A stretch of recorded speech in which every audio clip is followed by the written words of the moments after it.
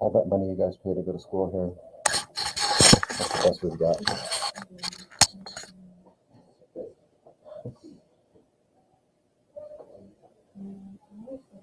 I need a wider angle. I need a wider angle lens. I'm gonna need two cameramen in here at least.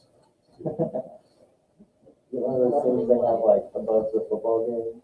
Yeah, one of those like circular. You guys pay. Do the math. How many kids go here times 16,000? It's in the budget. Our calculators might not go that high, but that's a good sign. I like it. If I get a wide angle lens, I'm gonna get a jumbotron. I'll simulcast this thing. Yeah, but I'm limited by that little Matchbox car-sized camera over there right next to it. I mean, look at it. Beautiful. All right, well, whether you were listening or not, or there, or whatever, the videos are there for you to watch. We finished up Crito, and Socrates decides to stay in jail instead of escape. I don't know if I mentioned this or not, but Aristotle, who comes later with being a student of Plato, gets in a similar situation where he's in jail. Aristotle would have known all of what you know and known it better, and maybe even and learned it firsthand from Plato. But when he was in jail, he had a chance to escape, and he escaped. Yeah, so not only is beauty in the eye of the beholder, but virtue as well. I don't know. Socrates is a lot braver than I am. All right. Okay, we'll talk about a couple different things today, and it may not take a whole period, but I'm going to give you several of these the next couple of days. Is Socratic. This we have Socratic method, and we have two more at least here. Socratic question. We talked about the what is questions. Socratic. This one's a Socratic epistemology. Well, so we're bringing back to the very beginning. What does epistemology deal with? Knowledge, right? Okay, so this is his, and it seems like it'll be a pretty open and shut discussion. He knows that he knows nothing, right? There you go. That's Socratic epistemology. But it goes a little deeper than that, meaning, you know, what would it mean to know something? What's his idea of knowledge? And we've talked about it briefly in the first story in this book, Euthyphro. So yeah, Socrates claims to know nothing, but now, you know, what would somebody need to be able to kind of verify these claims of knowledge? How would someone be able to prove to him, I guess, in a way that they knew something? And he believes that truth can stand up to this method that he's developed. He believes this is a very kind of penetrating method that really forces people to think, as long as they'll engage with them and to think about it and go deeper with what they think they know. But if it could stand up somehow to his questioning and this methodology he uses, then truth must be there. At the end, they say, well, there we go. We've arrived at the answer. Possibly. There's something to be said for the fact that his method is like we've talked about, still being used. Still being used today. So to teach. So at least it does have some lasting staying power to it.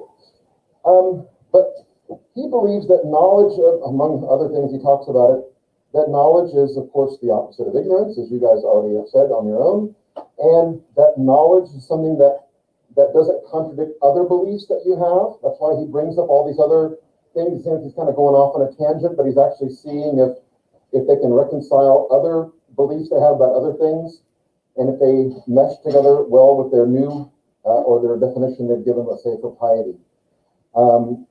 does that work whenever we compare it to other things?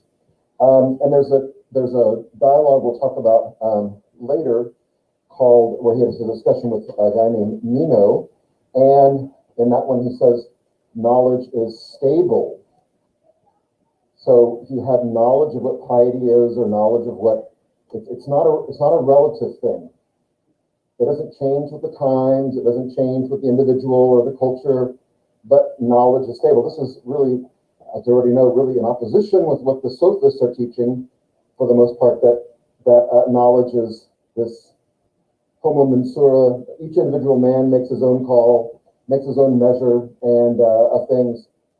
And Socrates doesn't see it that way. He sees it in a much more absolute way. So when we had this discussion in Euthyphro, where he gives us, definition, piety is doing as I am doing. Okay. And Socrates says, no, okay, well, you may be doing a pious act.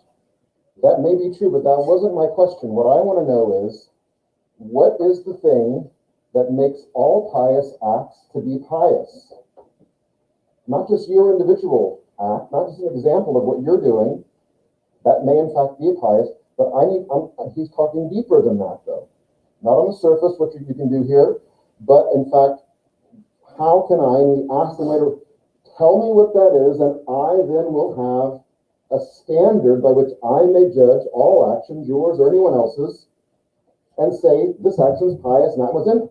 So he's looking for something that's really a monistic, this singular substance that underlies all things that are pious, and with that standard, he can then apply it to other things to be measured.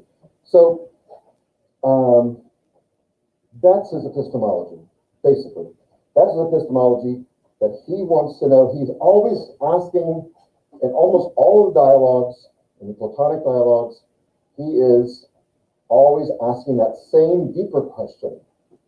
Don't just tell me what you think or what you feel, but let's talk it out and let's get below the abstract of the word, justice or freedom or beauty or whatever it is, piety, and let's talk about what it is that underlies that thing, that substance that underlies all pious things. There must be something, because we all seem to have a general sense of what piety is. We all seem to have a general sense of what beauty is.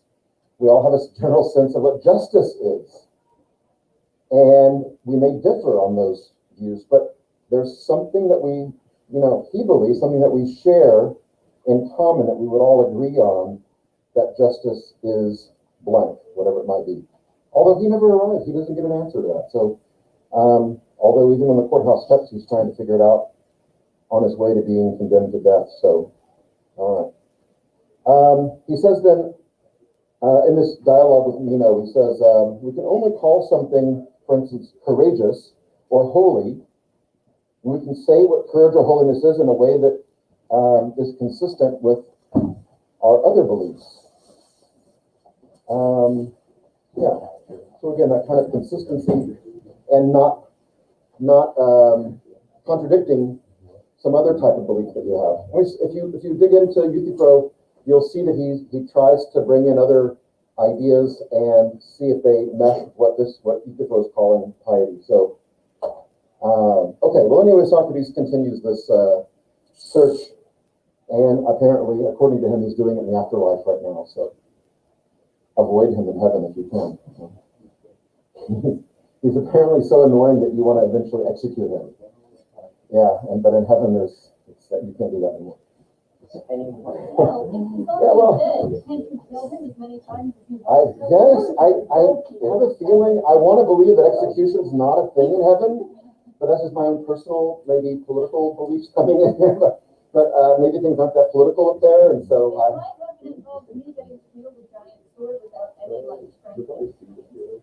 and his heaven involves getting to yell at anybody he wants. okay. And I can chop off his head.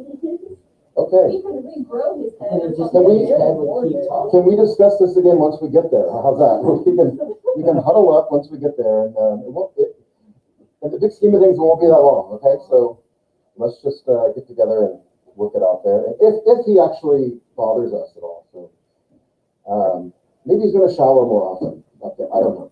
Maybe. He'll put some sandals on. You guys have showers.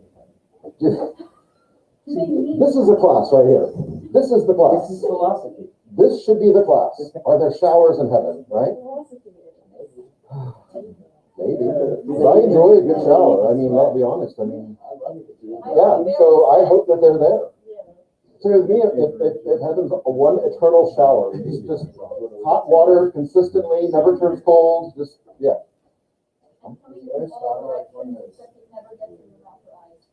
Okay.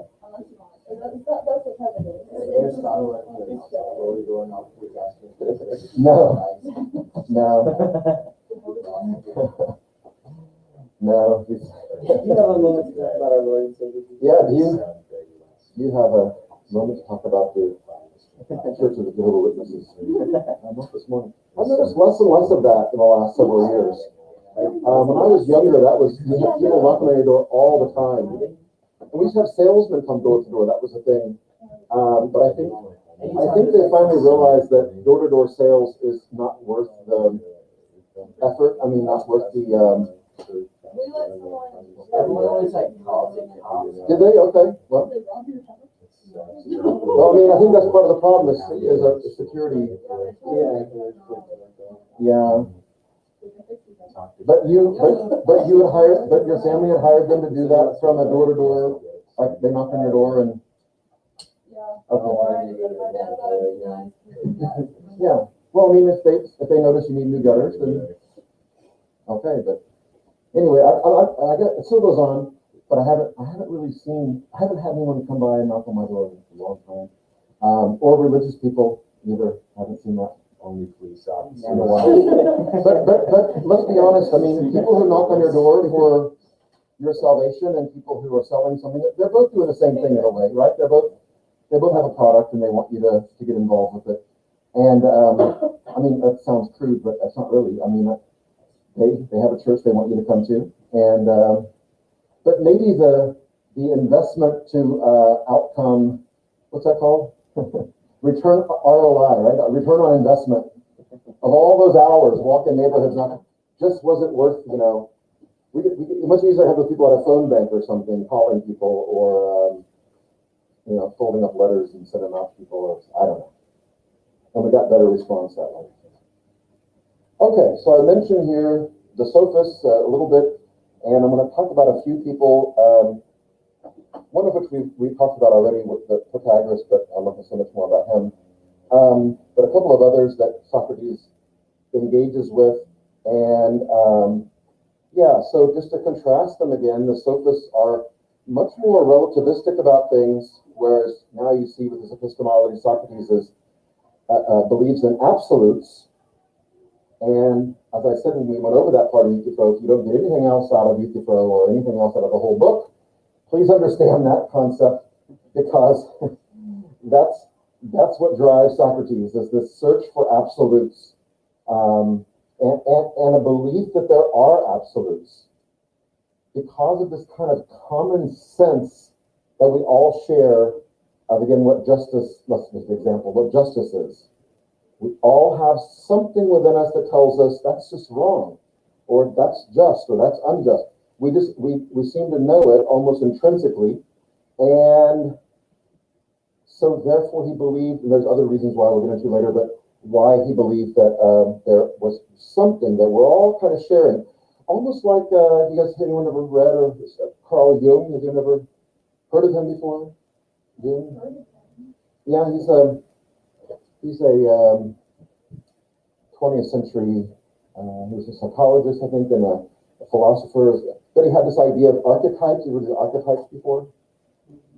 Yeah, that we all kind of share certain beliefs and even certain experiences, although they may culturally differ, the substance behind those experiences.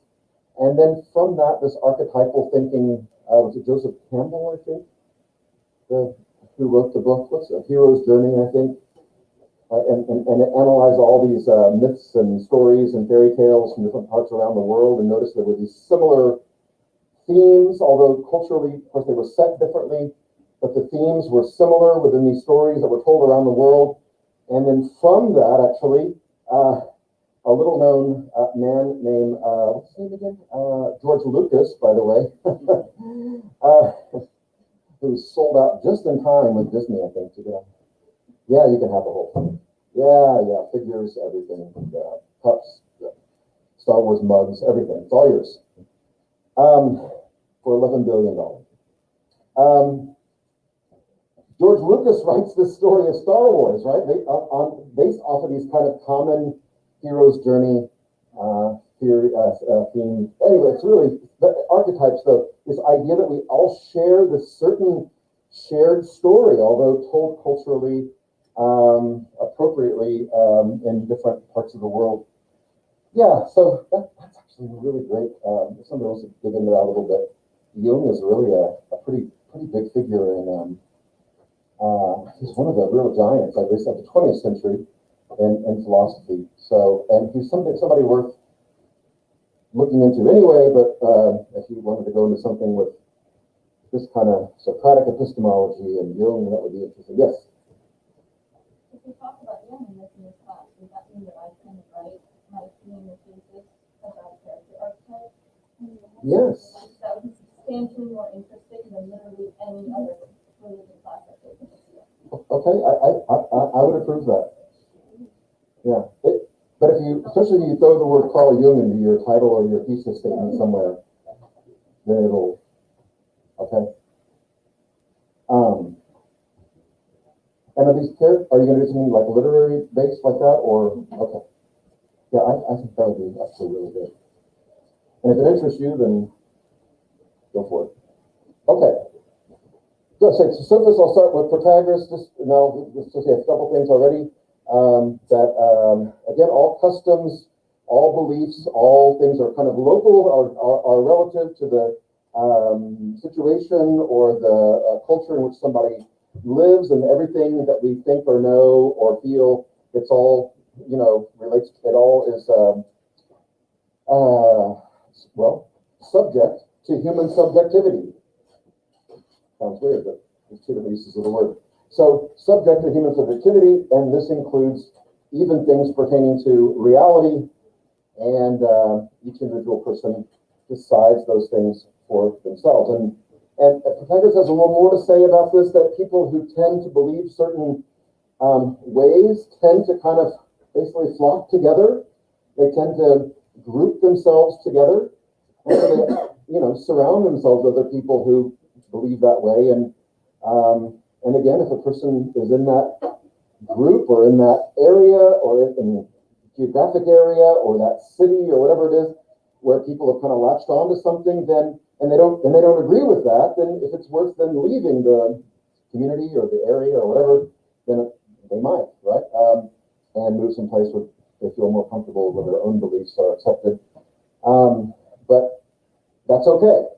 That's okay. These people okay over here, and these people, this guy over here leaving is okay also. He's got to find his own way, and everything's very relative. And there was a very famous book in the 70s, very popular book called I'm Okay, You're Okay. Bestseller for years, right? And I was kind of thinking like this, that you're just okay where you are right now, It wasn't a religious book, it was kind of a self-help book, but when self-help books were first, really took off, kind of had a section of the bookstore, I guess, at the time. Before that, it was just a few other type books like that. Okay, let's talk about one other. Let's talk about this guy I like. I think I might have mentioned him, Thrasymachus.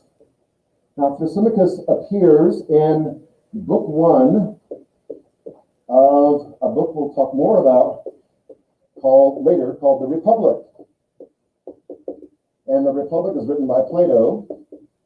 Thrasymachus is a sophist, and there's about, 10 books, I think. So it's just like the first chapter of the Republic, before things even really get started into the bigger discussion they have later. In book 1, it starts out as like a normal Socratic discussion, and the question is, what is justice? You're going to say, what was that word? Okay, I'll write it again. What is justice? So when you're first reading it, you're like, oh, here we go again. Wow, this is a long, there's 9 more chapters to go to talk about justice. So because it starts out like a normal Socratic discussion, and in that opening dialogue, and it is kind of a normal classical dialogue, Thrasymachus, who really represents kind of the cynicism, I think, of the sophists.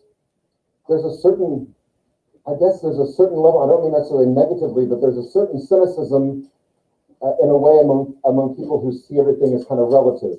And I mean that in the purest form of the word, you know, like there's nothing stable, nothing that's absolute, that in fact, we're just kind of plodding through here on our own and making choices and making moral decisions all the time on our own. And those moral decisions are all valid as anyone. Okay. Well, so these sophists are generally cynical. And to give you an example, this is what he says. He says, Thrasymachus says, justice is whatever is in the interest of the stronger party. Yeah. Justice is whatever is in the interest of the stronger party. Now, that, we may not like that definition, we may not care for it that much, but it may be right though, like in a day-to-day kind of pragmatic sense, right? That if you're the stronger party, now that might mean physically stronger, that might mean militarily stronger, that may mean economically stronger, that may be a country that's more economically stable versus one that's not quite as stable, that may be an individual person who is wealthy compared to someone who is poor or extremely poor, has to take a public defender, let's say, goes to trial, as opposed to someone who can afford to hire well-known attorneys to defend them, right? There seems to be, right, so let's just say, Nick, let's just say, all right, I'm not married, but let's say that, let's just, yeah, not even thinking about it, all right? So let's relax. But, so, things aren't going well with her, and we separate, and then she starts seeing this younger guy who's like a model, He's waiting tables now, but he's a model, though, actually. If he wants to be a model, he's an aspiring model. So kind of a pretty boy, you know what I mean? That kind of guy. And, all right, And I had bought my wife a Ferrari when we were married or with the other. And I'm, come out of my driveway and I see that Ferrari go by, and there's that pretty boy driving that Ferrari, What the heck? I'm still paying on it, And I noticed that his own car is actually parked in front of the condo she lives in that I'm paying for also, Having him over, right? Oh, I feel like I'm subsidizing some kind of a lurid thing here. And plus jealousy and all that kind of stuff, right? All right, so I kill her, yeah, I kill her. I kill her, and I kill that pretty boy boyfriend too.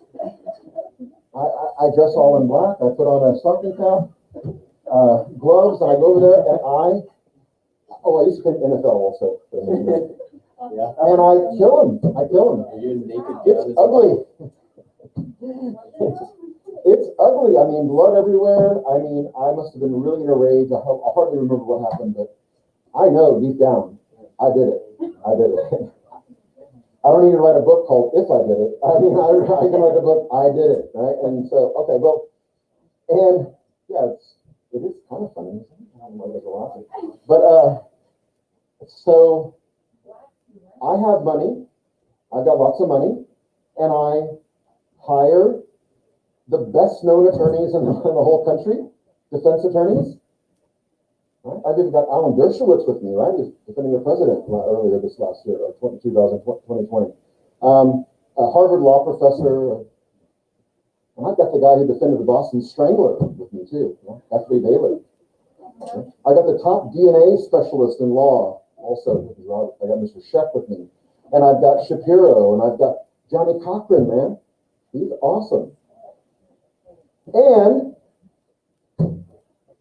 even though, I mentioned this already, even though my blood his blood, the pretty boy, and ex-wife's blood are all mixed together, and they're all over my socks, like in my bedroom, back at my house, which would really, my public, seriously, back to reality, my public defender would be saying, dude, you don't got a case here. You're going to have to go in front of the judge and beg for your life. That's what you got going on here. And hope that he gives you life in prison. That's your best hope right now. But these guys, these hired guns, though, who economically, he can do it. And he walks out of the courtroom as free as you or I, right? Yeah. Wow. Maybe Thrasymachus is right. Maybe if you can put on the kind of show they put on, and right, we have sayings like this in English too, or English in modern English, I guess, and we say, "He who has the gold makes the rules." Right? You heard that before? Yeah. Might makes right. You heard that, right? Yeah. So that's right. So if we tell some third world country this is the way it's going to be, well, they might not like it, and they might, talk some tough talk for a while. But when it comes down to it, though, what are they going to do? They're going to have to take whatever we say. I mean, I guess if we were, willing to embargo these people or go to war with them over something, I guess we would say accept it or accept the consequences if we're not accepting it. Might makes right. I don't know. So Thrasymachus, I don't think is so far off here, but it's not getting to the core of what, although that might be how things actually work, that the stronger party is going to prevail more than likely. We'd like to think that, right, it's all the symbolism we have of justice, right? The scales and, the blindfold across Lady Justice's eyes. Right? I think she kind of pulls it up every once in a while. Who are those great attorneys? Oh my gosh, they're fantastic, right? Even though I'm certain that he did it, I'm kind of tilting the scales in favor of the guy who I think did it. Okay, that's him. Again, I think kind of a skeptical, maybe it's a cynical, maybe skeptical view of what justice is, but maybe also not too far off from the truth. But it doesn't get to the core of what justice is, what underlies all things that are just or unjust. And so not even, and in fact, Thrasymachus gets upset, they kind of jump on him about this, and then he actually leaves the discussion and never shows up again. Like he's not in any other dialogue. The only way we know about Thrasymachus is this one book of the Republic. Let's talk about two people kind of together here. This first guy is Callicles. And these are, I don't know, these are pretty skeptical views too. He claimed that morality is just a clever way, almost like a conspiracy theory on the part of the weak people of the world, the majority of weak people. But morality is just a clever way that the weak masses have kind of conspired in a way to shackle the naturally strong people of the world. Nietzsche certainly builds on this and gives Callicles credit for this, and although Hitler kind of cherry-picked what part of Nietzsche he wanted to, propagate, wasn't if there was anyone ever against German nationalism, it was Friedrich Nietzsche. He kind of had a sense of how dangerous it could get. So Hitler didn't mention those things, though. We can talk about that. But this kind of idea, though, the naturally strong rising to the top, the only thing holding them back is, well, Callicles says it's morality that holds them back. And it is kind of a conspiracy theory that these weak masses kind of conspire to come up with this plan of morality and then pull down those who would normally, given no morality, rise to the top. And so he says that people being unshackled from morality and rising to the top would be what is naturally right for them to do, in the sense of that's what nature intended. And because he goes on to say what matters the most here is power, and justice is not important. Power is what's important, because power allows you to survive, and surviving allows you to engage in pleasures here on earth. Once you're dead, it's not going to happen anymore. But if you have power, you can survive longer and enjoy all the good things of life. The three things that he says that you would want to pursue as far as pleasures are food, drink, and sex. Those are the three things. There you go. Cynical? Skeptical? I'll say not really his opposite, but they, I don't know, the views are something similar, but kind of two sides of the same coin. His counterpart will say Critias taught that it's actually the rulers. It's the clever rulers, so not the poor, not the weak, but the clever rulers of the world who use morality as a way to hold down their subjects who they rule over. And they use the fear of God or fear of the gods to keep them in line, while they themselves are, maybe not quite as engaged with all of that. Okay. So Critias got the rulers doing this, the strong, and the other one's got the weak shackling the strong with morality. So you can kind of see how they're opposites that way. Good.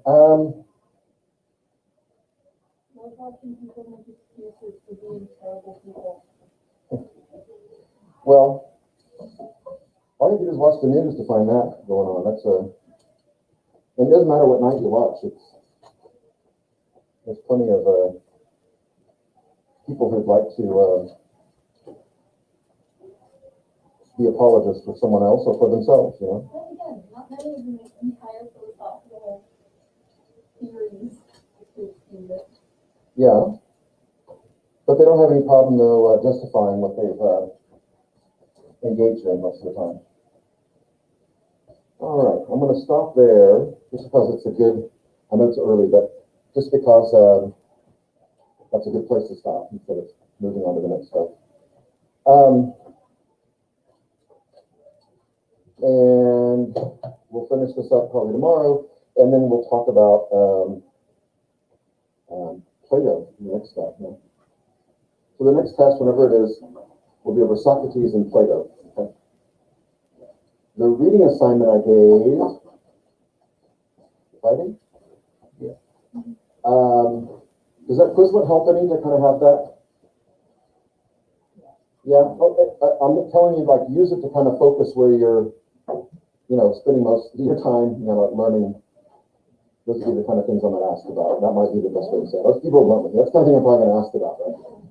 Yeah. So, not every flashcard. There's not a flashcard for every term or person in the chapters, but there's some. That's what I was just getting ready to say. I think I'll make it 2 weeks from Friday. So what would that put us at then?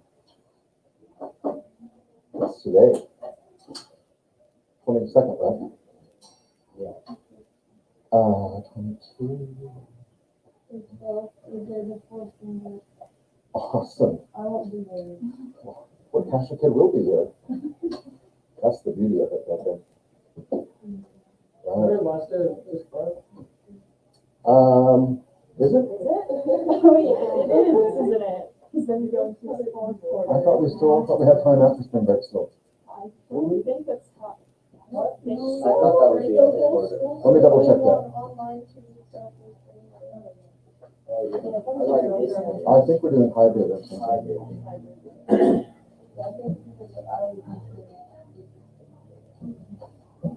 Yeah. That's our acknowledgement that even though, counter to all of our warnings, please don't, for the good of the community, we know that you'll just go anyway.